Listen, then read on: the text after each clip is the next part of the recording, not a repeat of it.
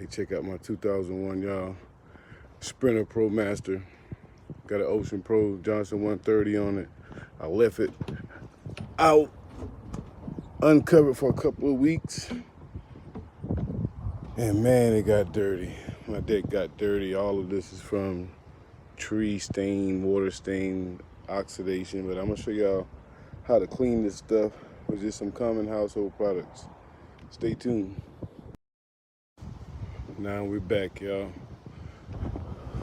30 minutes later, look at her now. She's so pretty.